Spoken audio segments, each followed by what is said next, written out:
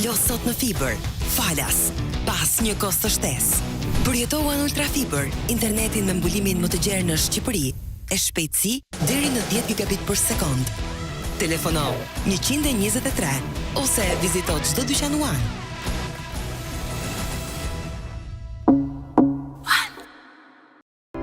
One 5G, certifikuar nga Omnitele, si rjeti mobile, me shpejtësinë më të lartë dhe mbulimin më të gjerë në vend, e provuar, e konfirmuar, për te limiteve, në rjetin që ofron të gjitha në një, për ty. Të merret fryma, të djersiten duart, ke frikë dhe angst kur duhet të mbash një mbledhje pune, një fjalim, apo të mbyllësh një marrëveshje. A du ta besoje nëse të them se ka një zgjidhje? Trajnimi individual dhe i personalizuar, i të folurit në publik, ka ndryshuar jetën e më shumë se 1000 personave, të cilët janë trajnuar në studion tonë. Trajnimi i të folurit në publik, për më shumë detaje, më kontakto. Të pres.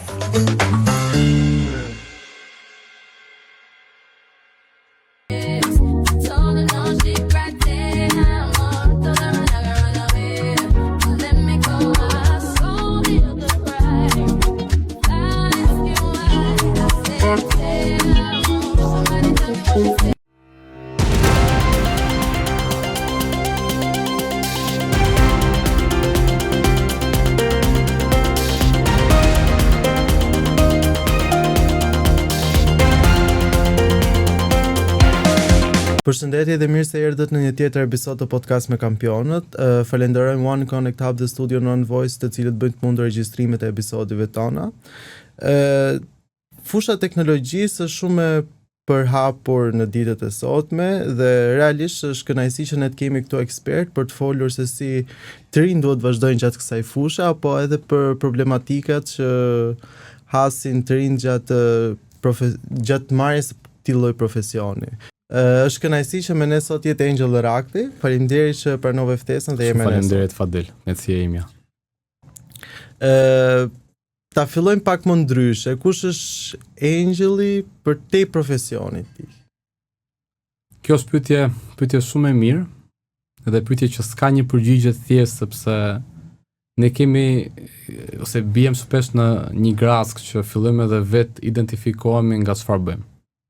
Edhe kjo e bën atë identitetin ton pjesë të profesionit.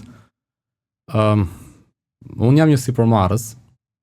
Kjo do ishte termi më gjithëpërfshirës, ose mund ta quaj vetë një ndërtues. Sepse dëshira ime më e madhe ose pasioni më i madh është të ndërtoj gjëra. Kam filluar i vogël të ndërtoj lëra kompjuterike. Pastaj kam vijuar që të ndërtoj programe biznesi dhe më tutje që të ndërtoj biznese vet. Kështu që ndërtues është base për kufizimi më i saktë. Si nisën studimet tuaja? Vazhdove një gjimnaz profesional apo gjimnaz përgjithshëm? Jo, unë kam studiuar në gjimnazin e Kavajës, që quhet Aleksandër Mojsiu, është i përgjithshëm. Ne kemi pasur 4 vjeçar aso kohë, pastaj brezi i radhës shkoi në 3 vite. Dhe pastaj kam vijuar tek Universiteti i Tiranës për degën shkencat të natyrës. Si ishte kalimi nga një qytet i vogël të vjen në Tiranë? Ishte interesant, sepse përshtypja ishte që Tirana ishte diçka shumë e madhe, sepse ne nuk parashikonim. Pastaj përshtatesh shpejt. Mendoj se duhen rreth 1 muaj, 2 muaj. Gjëja më pozitive që mendoj se është mbase vlera më e madhe që universiteti sot ka, është pjesa që ti përballesh me shumë kultura të ndryshme. Sepse unë vija nga Kavaja, dikush vinte nga Korça, dikush vinte nga Vlora, dhe ky miksimi i kulturave jepte peshë dhe vlerë, po themi, atij qëndrimi në Tiranë. Si nisi zgjedhja degës që ti vazhdove? Ndikim nga tregu punës, ndikim nga familja, se e shohim ditët e sotme që për të rinjt o do ndikoj familja, o do ndikoj shoqëria, që ku të shkoj shumica do shkoj dhe të rinjt. Si ishte për ty zgjedhja? Atë ishte për familjen time, unë do kisha vijuar ose mjekësi ose ndonjë inxhinieri, normalisht, si gjithë familjet shqiptare. Po unë kisha, ose kam pasur fatin e mirë që kam pas akses në teknologji që në një moshë shumë vogël. Do me thënë që në moshën 11 vjeçare unë kam pas kompjuter në shtëpi, që në moshën 15 vjeçare unë kam pas internet akses në shtëpi, dhe normalisht to lloj aksesesh t'japin mundësinë ose mua më dhan mundësinë që shikoja se çfarë mund bëhesh përtej atyre kontureve të çfarë ne kishim.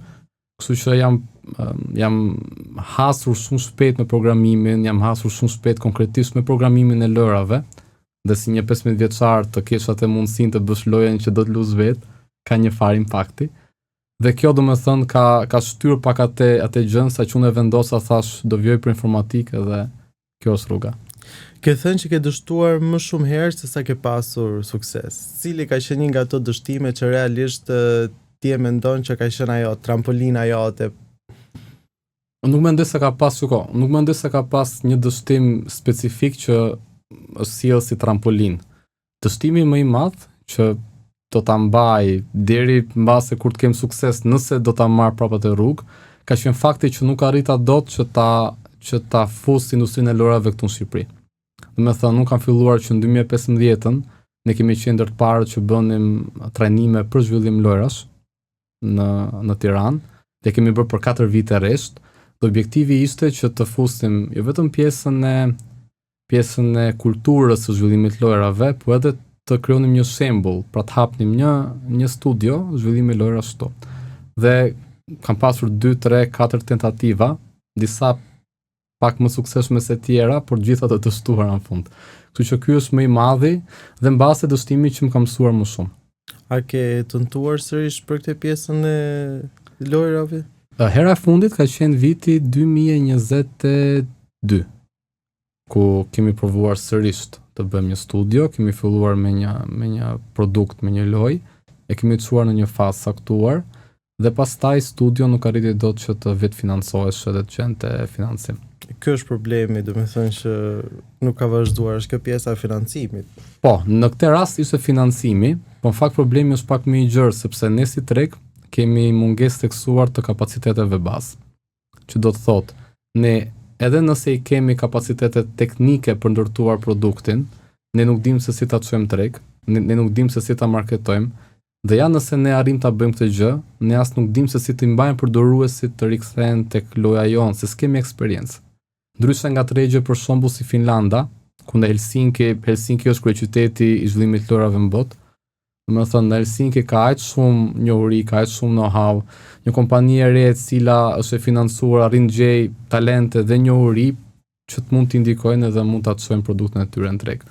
Këtu në Tiranë mungon dhe duhet dikush që ta fillojë. Dhe kjo mbas është dështimi, po them se nuk arrita të isha unë ai pari, shpresoj që të ketë tjerë, po për mua ishte dështim. Shpresoj se numri i të rinjve që vazhdojnë për teknologji është në rritje gjithmonë. Nga këto dështime që ke kaluar, a ke menduar ndonjëherë që kjo gjë nuk bën për mua apo do heq dorë? Shiko, momenti mbase më i koklavitur ka qenë në vitin 2023. Për pak më shumë kontekst, unë kam themeluar kompaninë që ende drejtoj në vitin 2015. Filluam si kompani zhvillimi lojrash dhe ndryshuam pas rreth 6 muajsh, pasi pam që tregu nuk po s'po na përgjigjes në mënyrën që donim, dhe filluam të zhvillojmë software për palë treta, kryesisht në Europën perëndimore.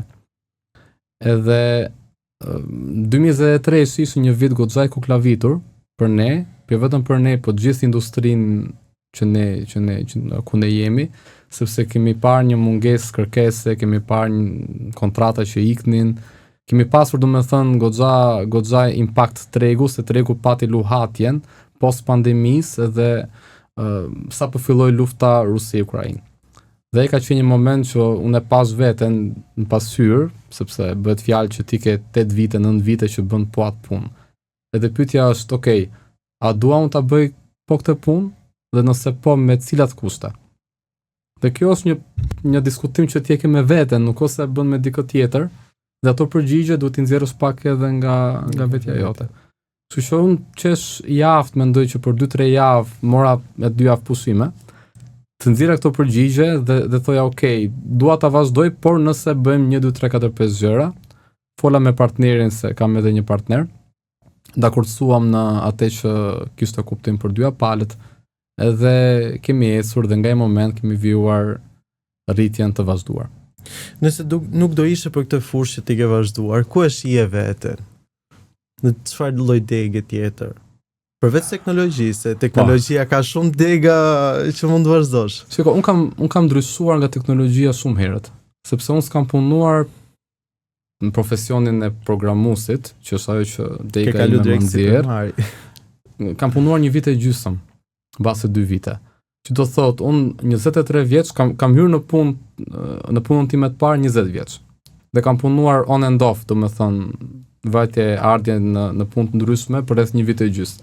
Dhe 23 fillova divizion 5-ën, dhe nga i momentet tutje, unë nuk ose kam prekur më kod me dorë në mënyrë profesionale.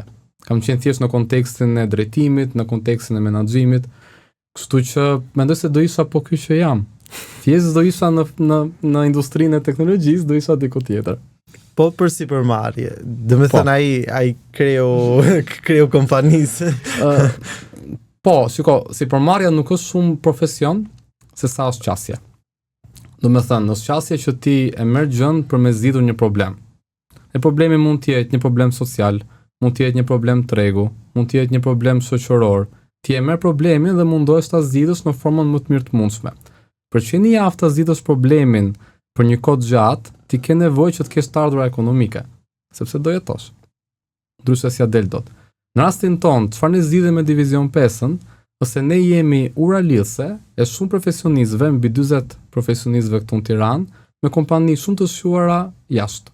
Pra ne jemi të aftë që të gjejmë ose ti ofrojmë shumë të rinjve në Tiranë një mundësi rritje në karriere dhe profesioni.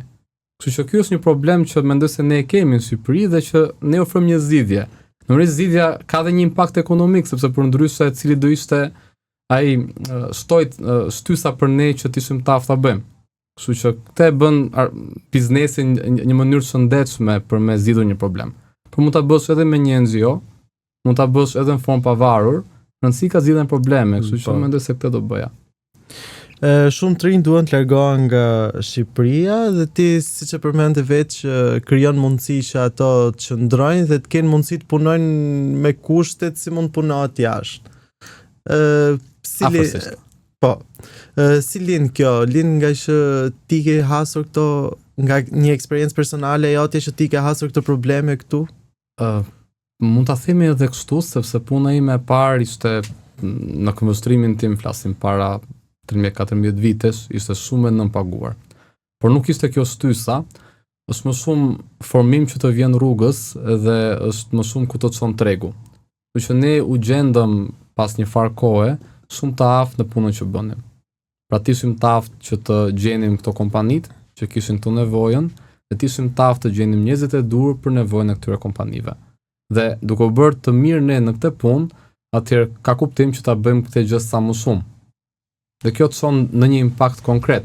Gjëja më e rëndësishme për ne është fakti që ka një impakt konkret. Të rinjt duhet ikin. Unë jemi besimit që nëse ikim gjithë, atëherë kush do rri dhe kush do punoj për Shqipërinë. Po dhe me thënë se nëse e marrim për aktualitetin, kemi njerëz që mendojnë që pse du t'ikin të rinjt se këtu ja vle, po ka dhe njerëz që i mbështesin të rinjt që thojnë realisht ja vle që ikin. Ti ku ndahesh? Ndahesh që s'duhet t'ikin që i duhemi vendit, po nëse ta marrësh ta shohësh veten nga ana e të rinjve që a ka mundësi Shqipëria që Unë kam parë veten se unë jam 34 vjeç, nuk është se jam shumë i vjetër. Edhe kush më i ri, prandaj kam qenë Por që dhe kur kam qenë 20, unë bëra një zgjedhje. Se kisha mundësi që të studioja jashtë edhe zgjodha të rija në Shqipëri. Tani, argumenti pse dikush duhet të ikë jashtë, është argumenti që ti merr më shumë formim, ti je më i mirë edukuar, ti ke më shumë akses, ke më shumë mundësi. Çështja është që ky argument është argument sot i pavërtet, sepse sot bota është e lidhur. Sot ne kemi mundësinë të japin mundësinë të rinjve të punojnë me kompani shumë dha kudo në botë. Ne kemi pasur klient në Singapur, klient në Amerikë, klient në Itali. Nëse ne kemi mundësinë ta bëjmë, pse një i ri nuk mund ta bëj vetë? Qoftë të gjejë një mundësi pune, qoftë të krijojë një produkt të zgjidhë një problem për tregun e huaj, sepse aksesi është. Nëse flasim para 20 vitesh nuk ishte. Po, sot është. Jo, ne flasim për pjesën e aktualitetit që është tash se shumë të rinj po largohen. Sot është fatkeqësi. Është fatkeqësi dhe unë jam i besimit plot që largimi ndodh sepse ka një narrativ që trumpëtohet edhe ose tihet lart e poshtë që këtu jemi keq. Tani ne kemi ato problemet tona, mos ti minimizojmë. Kemi problematik shumë thellë korrupsionin. Çdo institucion ka ato të vetat, shëndetësia ka të vetën, arsimi ka të vetën, kudo ka hapësirë për mirësimi. Po s'është se ndodh vetëm në Shqipëri kjo pjesë. Po s'ndodh vetëm në Shqipëri. Ndodh gjithandej, nuk është se dhe si më as keq sa ti t'ja mbathësh, sepse këtu jemi edukuar, këtu jemi arsimuar, këtu punojmë, unë këtu për fëmijët. Dhe kjo është gjëja më e rëndësishme të paktën për mua personalisht, sepse mendoj se të rritesh në një vend, sidomos si Shqipëria, e cila nuk i ka si servir në pjatë të argjend zgjidhjet. E ti duhet të gjesh zgjidhjen vet, të formon koskat pak më shumë, qoftë personalisht, qoftë profesionalisht. Unë e them gjithmonë që them momentalisht këtu jam, nuk iki, se nuk e jap dot sigur se gjithmonë nuk i dihet. Çfarë i mungon ekosistemit tek sot në Shqipëri? Çfarë i mungon ekosistemit tek sot në Shqipëri? Unë mendoj se nuk ka ekosistem tek në Shqipëri. Unë mendoj se ka një komunitet që vetë quhet shpesh ekosistem, zhargoni përdorur shpesh kryesisht që të shtyhet ideja që ne jemi duke shtyr startupet këtu.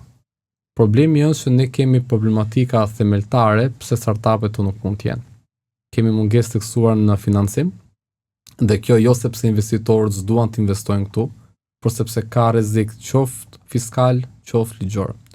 Dhe një investitor nuk mund të të investojë qindra mijëra euro tek startupet shqiptare që duke pasur këto lloj frikrash edhe këto lloj pasigurish.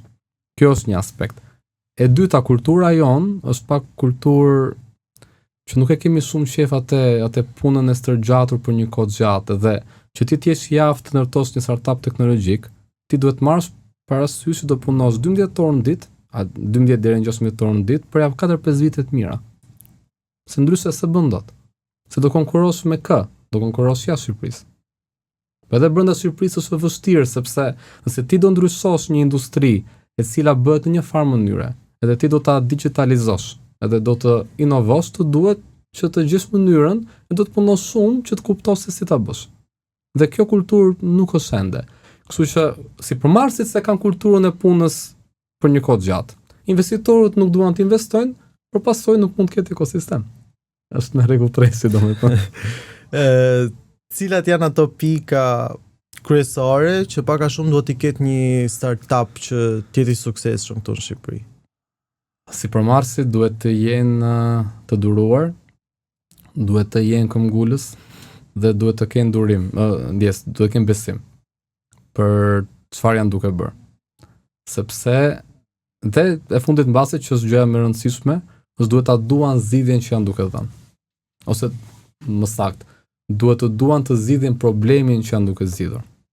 Se kur ke atë dëshirën e brendshme që unë këtë dua ta zgjidh, dhe pavarësisht çfarë më vjen, pavarësisht situatave, unë do ta gjej rrugën për ta zgjidh, ti e zgjidh.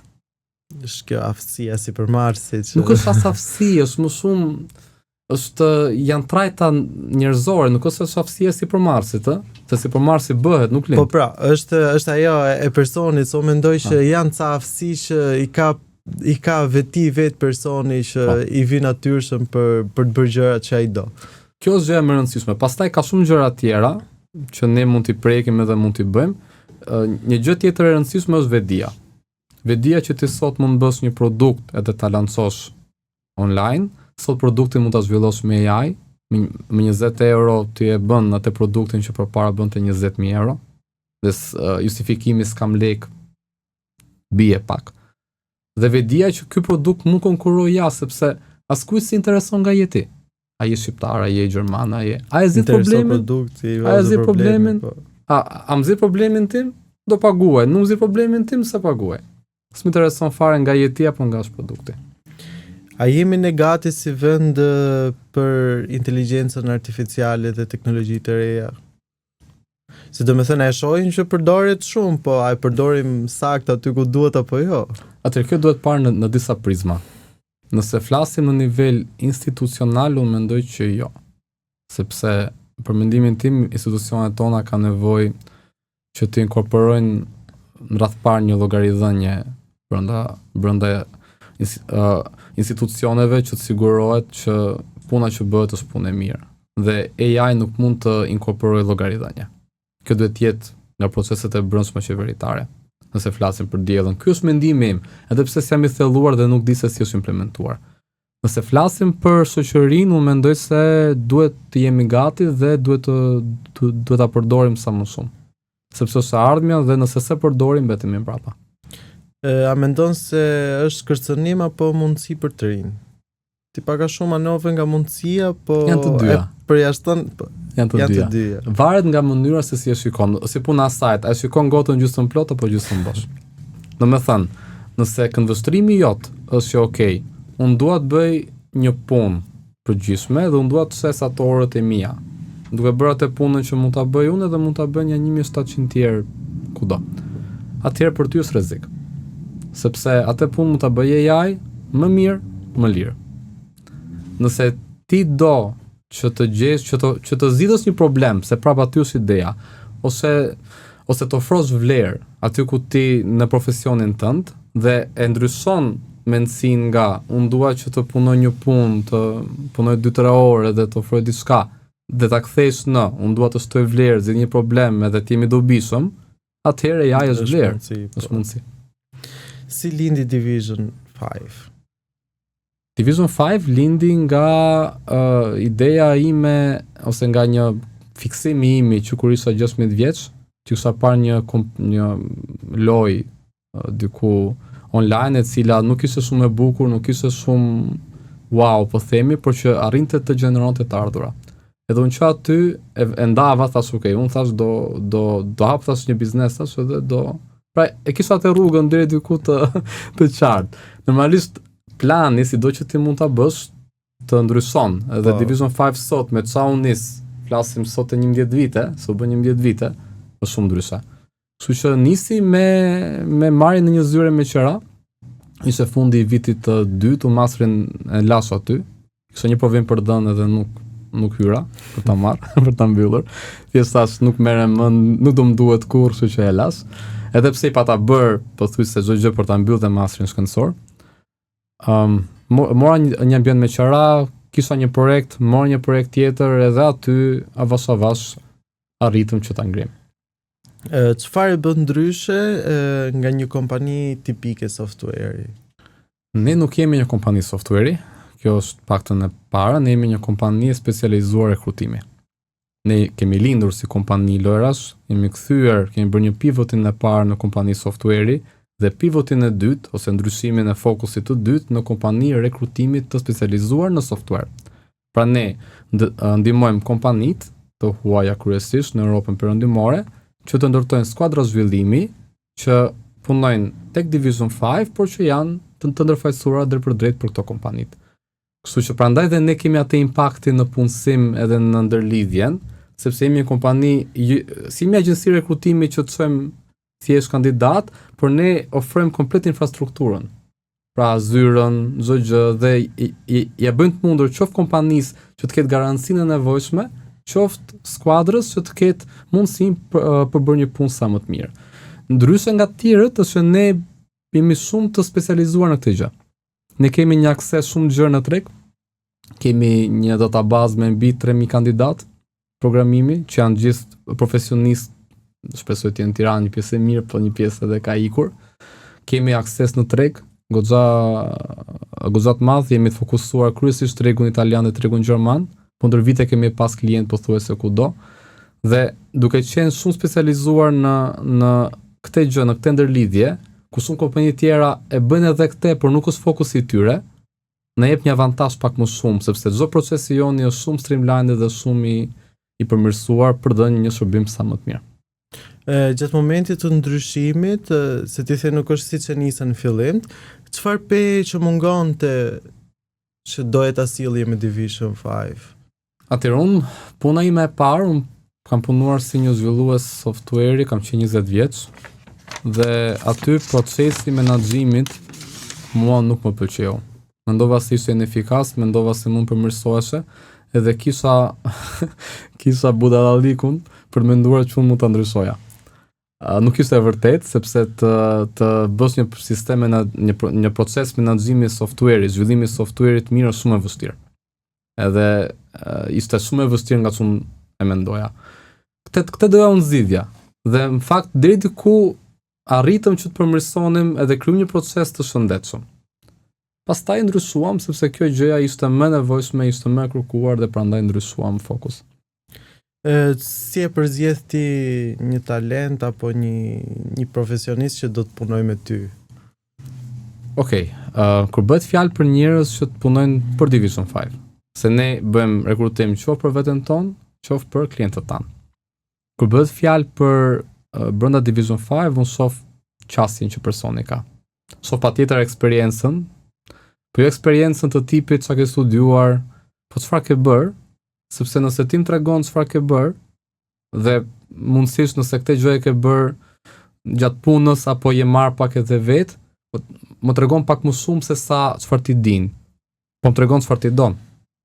Pra më flet pak më shumë për pasionin, flet pak më shumë për dëshirën, më tregon pak më shumë që okay, ti nuk do thjesht të bësh një punë, po ty të pëlqen kjo gjëja. Dhe këto unë mundohem të shikoj tek profesionist teknik edhe jo teknik. Nëse ty të apasionon ajo gjë që ti do bësh, më shumë gjatë do bësh një punë mirë. Ne do kemi një shkputje për të dhënë vëmendjen mbështetësve tanë dhe do rikthehemi në pjesën e dytë me rubrikën me Fadon, ku për secilin nga të ftuarit tanë zgjedhim një lojë.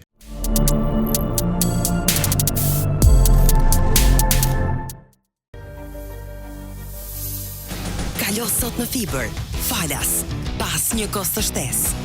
Përjetohu në Ultra Fiber, internetin me mbulimin më të gjerë në Shqipëri, e shpejtësi deri në 10 gigabit për sekond. Telefono 123 ose vizito çdo dyqanuar.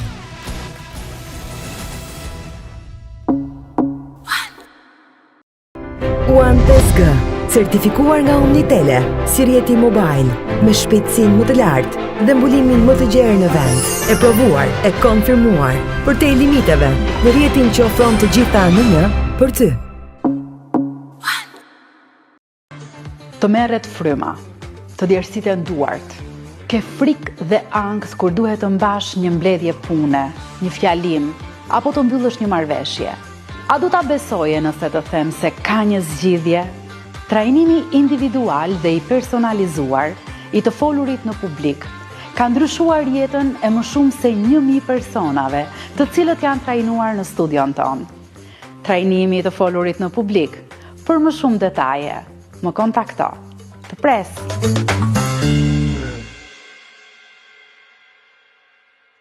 She said, hey, I'm more, she put her head around my waist. Told her no, she cried, hey, I'm more, told her I'm not gonna run away. Let me go, I saw the other right. Ask you why, I said, hey, I'm more, somebody tell me.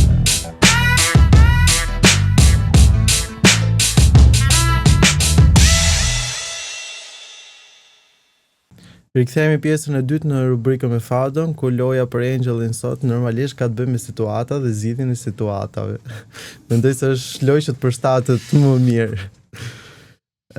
Unë do t'jap disa situata, Okay. Zgjedhjet i kem po brenda situatave dhe varet sa do zgjedhësh ti. Është me zgjedhje, ka Po, A, B, C, D. po. Okej, super. Kompania po dështonte, ti pushon ekipin apo ndryshon strategjinë? Opsionet apo s'ka opsione? Pushon ekipin apo okay. ndryshon strategjinë? Tani, kjo nuk është vetëm njëra ose tjetra, por normalisht zgjedhja e parë do ishte ndryshimi i strategjisë, deri në pikën që ti e shikon që nuk e mundësi tjetër. Pastaj zgjidhja e pashmangshme është e para. Sado e shumtuar është edhe sado. Një projekt AI po dështon testimet, vazhdon ta zhvillosh apo e ndalon? Duhen atëherë çdo software përpara se të zhvillohet duhet stabilizuar, që të jetë në një gjendje që të jetë në rregull dhe pastaj duhet ta zhvillosh. Kështu që normalisht duhet ndaluar zhvillimi, duhet rregulluar gjendja që të stabilizohet dhe duhet vijuar zhvillimi. Një investitor kërkon më shumë kontroll në startup. Pranoni apo refuzoni? Në varësi të çfarë jep mbrapsht. Mua më pëlqen kontrolli në përgjithësi të gjërave që bëj, sepse ti je në kontroll është liri dhe ti jep më shumë mundësi, por në varësi të çfarë investitori jep. Do thoja që defaulti është të pranoj, sepse dëshira gjithmonë të bashkëpunojmë, edhe të gjejmë zgjidhje përbashkë ta bashkë, edhe thjesht më thënë jo edhe. Kështu që pranoj. Një talent i ri shqiptar ka ide të reja, i lejon t'i ekzekutoj apo e udhëzon hapasapi? Ky talenti është pjesë e kompanisë apo s'ka rëndësi? Unë do ta uzoja hapasapi. Një talent i shkëlqyer mendon të largohet nga Shqipëria, investon kohë dhe burime që të qëndrojë apo le të vendos vetë. Për një të rinë në Shqipëri, për shembull, ai vendos që të largohet. Unë mendoj se motivimi nëse ndikohet nga jashtë nuk është shumë i shëndetshëm, personi duhet vendosi vetë. Unë do bëja më të mirën time për ta ndihmuar, nëse mund ta ndihmoj që të marrë zgjedhjen për të qëndruar. Por vendimi duhet vijë gjithmonë nga personi, se ndryshe ti je duke imponuar në një farë forme. Teston ai që mund të zëvendësoj njerëzit, ecën përpara apo ndalon për etik? Eci përpara. Teknologjia është e shpejtë, por njerëzit nuk e ndjekin, ndryshon produktin për tregun apo për vizionin afatgjat. Edhe një herë lutem. Teknologjia është e shpejtë, por njerëzit nuk e ndjekin, ndryshon produktin për tregun apo për vizionin afatgjat. Atë produkti nëse nuk është fit për tregun, nuk shërben për asgjë. Është një koncept që në startup-e quhet product market fit, që produkti është fit për tregun. Dhe nëse produkti është më përpara tregut, duhet të tërhiqet që të shërbejë tregun në mënyrën siç është dhe pastaj gradualisht ta edukosh tregun për çfarë ti do që të jetë. Kështu që e përshtat produktin për tregun dhe punoj për të ardhmen. Humbje e madhe financiare, rikuperon me njëherë apo pranon mësimin dhe pret mundësi tjetër? Nëse unë kam mundësi të zgjedh të rikuperoj me njëherë. Problemi është që kur ke humbje të madhe financiare nuk ke mundësi zgjedhje. Kështu që varet shumë nga konteksti. Një partner strategjik nuk i mban fjalët, vazhdon apo ndërpret marrëdhënien? Ndërpret marrëdhënien. Një mundësi e jashtëzakonshme është e rrezikshme, merr rrezikun apo e refuzon? Marr rrezikun. Duhet të punosh 100% online apo zyrë fizike për ekipin? Unë kam qejf të punoj me njerëz, kështu që zyrë fizike. Dështimi i madh i së kaluarës të shoqëron ende, e përdor për mësim apo për të justifikuar frikën? Për mësim. Short term win apo long term growth? Long term growth. Intuition apo data? Intuition. Mentor apo self-taught? Self-taught. Disiplinë apo talent? Disiplinë. Ndihmon më shumë një individ të talentuar apo një grup të madh? Një grup. Si sigurohesh që rinia shqiptare të ketë mundësi globale pa u larguar nga Shqipëria? Me çfarë bëjmë në Division 5? A ndryshon vendimi yt nëse vlera financiare është shumë e lartë, por ndikimi social i ulët? Pra nëse vendimi yt nëse vlera financiare është shumë e lartë, por ndikimi social është i ulët. Atëherë nëse vlera financiare është e lartë dhe ndikimi social është i ulët për pra pozitiv, unë jam okay. Nëse vlera financiare është e lartë, ndikimi social është negativ, unë jam okay. Kjo ishte loja, shumë i shpejt në zgjidhje, nuk ishim dyshime, ne do rikthehemi në pjesën e fundit bashkë.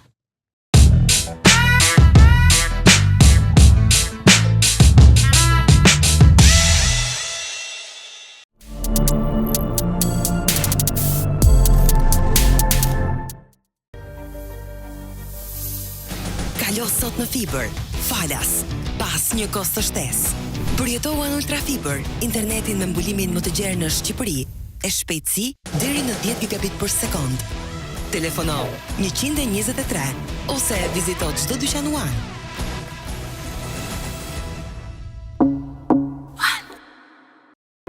One 5G, certifikuar nga Omnitele, si rjeti mobile, me shpejtësinë më të lartë dhe mbulimin më të gjerë në vend. E provuar, e konfirmuar, për te limiteve, në rjetin që ofron të gjitha në një për ty.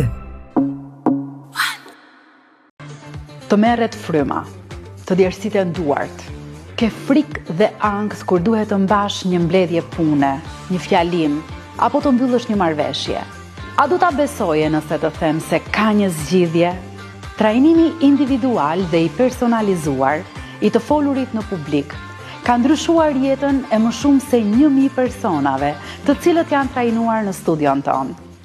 Trajnimi i të folurit në publik. Për më shumë detaje, më kontakto. Të pres.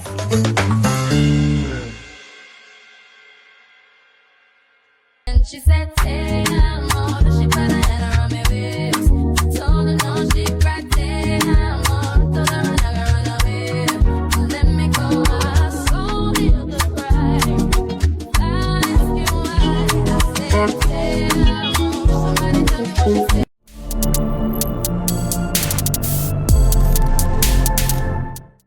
Rikthehemi në pjesën e fundit. Faleminderit ju kampionët tanë që po na ndiqni. Dhe pyetja e radhës për Angelin është se si duket një rutinë e jotja ditore. Okej.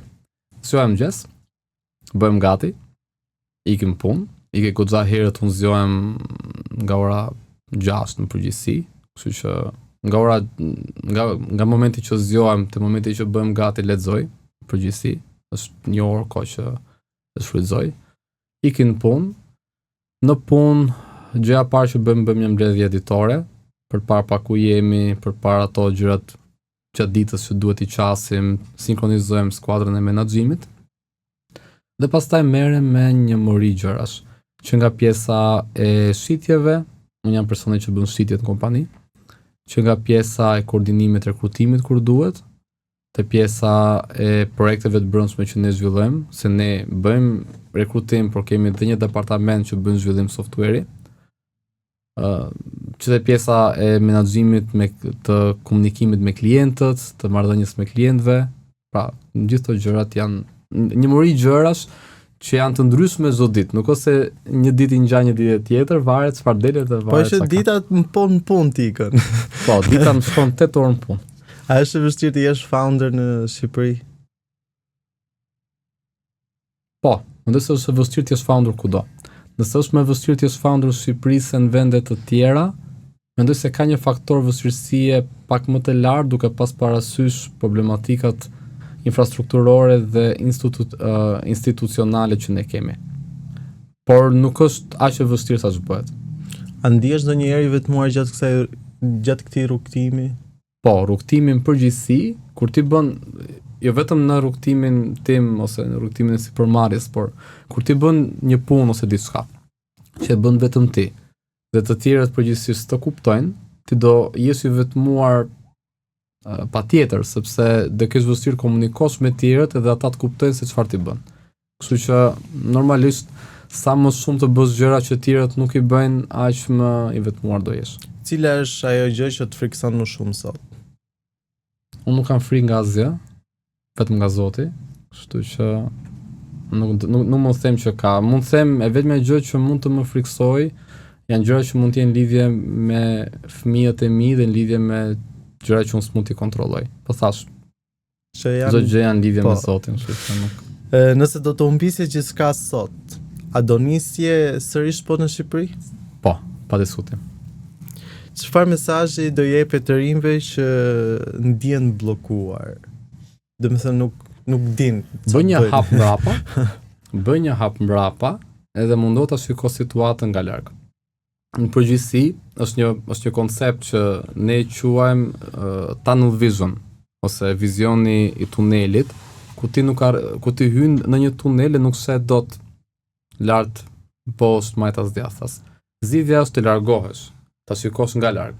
Duke parë nga larg ti je i aftë ose e aftë të kuptosh kush janë elemente që duhen me lëviz që të kesh atë rezultat që ti do. Si të doje të kujtoj emri yt pas 20 vitesh? Si një person i drejtë, është gjëja më e rëndësishme. Në një fjali, çfarë po ndërton realisht Angel Rakli? po mundohem të ndërtoj të hedh disa tulla për të ardhmen në Shqipëri. Për veten dhe për tjerë. Dhe ne kemi pyetjen finale të podcast me kampionët, cili është kampioni yt? Çfarë duhet të zgjedh? Cila është lista e mundshme? Nuk cili është kampioni yt, cili është ai person për shembull që ti të frymëzon, mund. Ne kemi pas këto që kanë thënë familjar, ka që kanë thënë veten. Ka që kanë thënë zotin. Nuk më Kështu që është shumë kështu.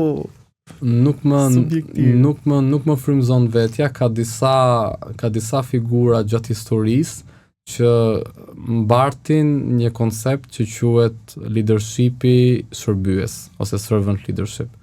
Dhe unë mendoj kushdo që ka qenë dhe ka shumë figura gjatë historisë, më përmendim edhe figurat drejtuesit fetar të dy feve më të mëdha janë dy prej tyre që kanë bart njëjtën leadership dhe ka dhe tjerë që kanë tjetër gjë. Kështu që ato janë këto figura që mbartin këtë trajt janë ato që unë do të quaja kampion. Faleminderit që ishe me ne dhe unë shpresoj që ne të shihem sërish në projekte apo pse jo prapë këtu në podcast me kampionët. Shumë faleminderit Fadel, shumë kënaqësi. Faleminderit dhe ju që na ndoqët, ne do shihemi në episodin e radhës dhe deri atëherë, siç ju them gjithmonë, vazhdoni të ëndërroni dhe punoni për ëndrrën tuaj, që ajo mos mbetet thjesht një ëndër në zyrtar.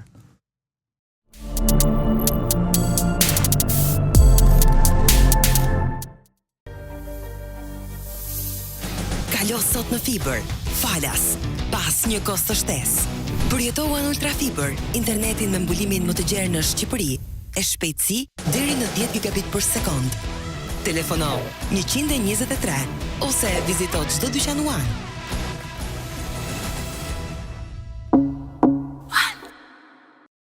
One 5G, certifikuar nga Omnitele, si rjeti mobile, me shpejtësinë më të lartë dhe mbulimin më të gjerë në vend. E provuar, e konfirmuar, për te limiteve, në rjetin që ofron të gjitha në një për ty. Të merret fryma, të djersiten duart, ke frikë dhe angst kur duhet të mbash një mbledhje pune, një fjalim, apo të mbyllësh një marrëveshje. A do ta besoje nëse të them se ka një zgjidhje?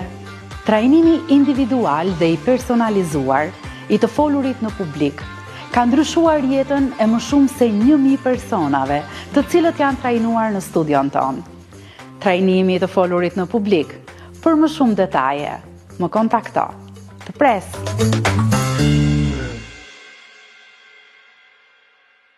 And she said, hey, I'm all that she better